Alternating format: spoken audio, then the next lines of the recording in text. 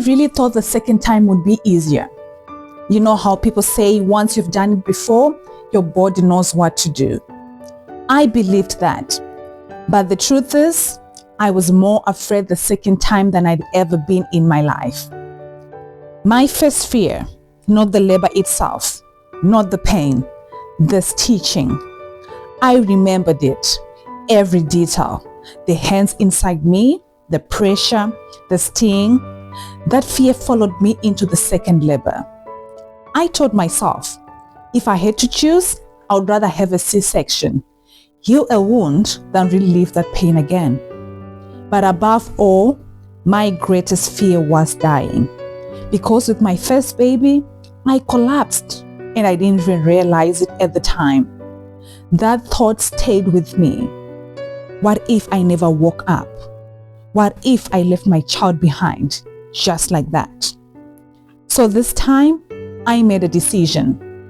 I kept my eyes wide open, not blinking, not even a little. Not just because of the pain, but because I was fighting not to faint, fighting not to disappear.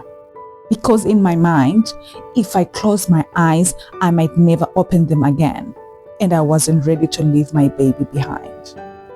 Just like with my first baby, I couldn't eat properly. I lived on bananas, oranges, even fish became something I depended on. And then labor came, and I thought maybe this part would be easier. I had done it before. I knew what to expect, but was I wrong again? My son, 4.2 kgs, the pain, it was heavy, deep, consuming. With my first baby, I walked myself to the labor room, calm, steady.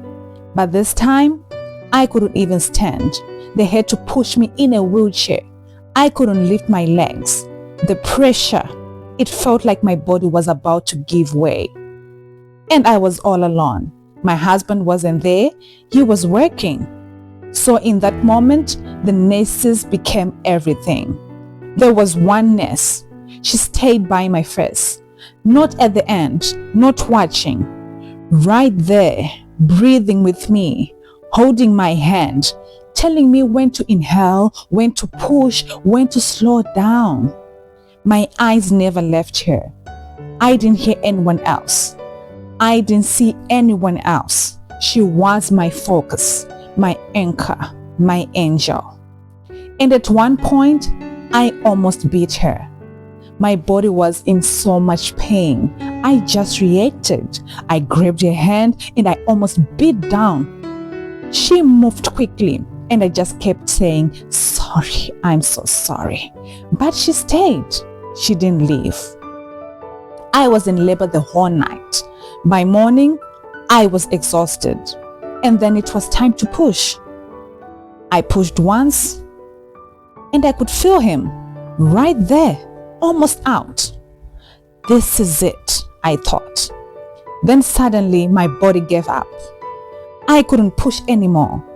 And I felt it, the baby sliding back inside me.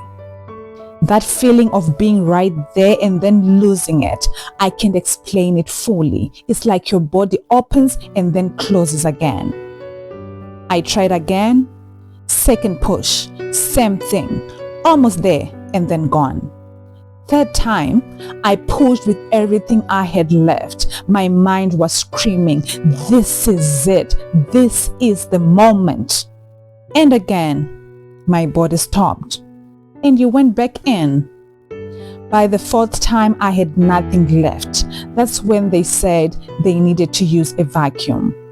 And in that moment, I didn't even question it. I just wanted it to end. I just wanted him out. I just wanted to leave.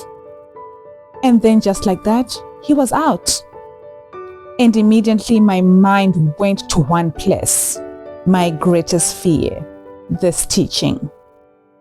The moment I had feared the most, I lay there, eyes still wide open, body tense, waiting for the pain. The doctor kept talking to me. "Relax, you won't feel it." I didn't believe him. I was preparing myself, bracing, waiting, And then he said, I'm done. I froze. Done? I didn't feel anything. Not the sting, not the pressure, nothing. Another third degree tear, but this time no pain. And in that moment, I felt something lift off me. The fear I had carried for months just disappeared. I thought it was over. I really did. I was lying there, holding my baby, finally breathing, finally calm. And then it started again. The pain, the contractions, the same ones. My heart dropped.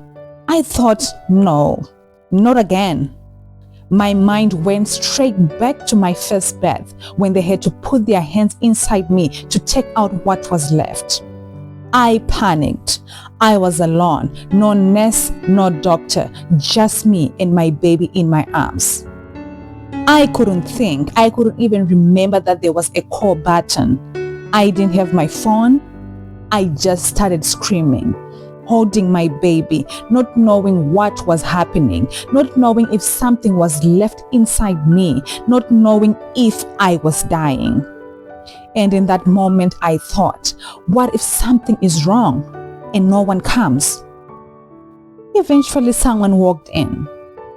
They said I had a blood clot and they needed to remove it. My whole body froze. Not again. But this time, they gave me something and I didn't feel it. When it was over, I felt like I could breathe again. But that moment, it stayed with me because I realized even when you think it's over, sometimes it isn't.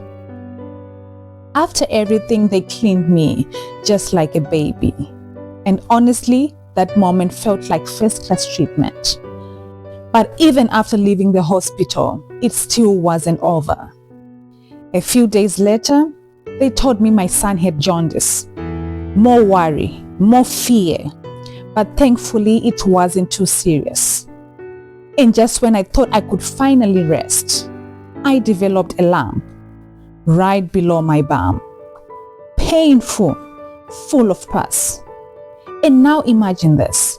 You have stitches, you need to sit in a bowl of salt water to heal, but you can't sit properly because of the pain. Your whole leg feels numb, but at the same time, everything hurts. You are holding a newborn, trying to heal, trying to rest, and your body is just tired. But this time, I wasn't alone. My mother was there. My parents helped, feeding me, helping with the baby, giving me space to heal. And in that moment, I realized how important that is.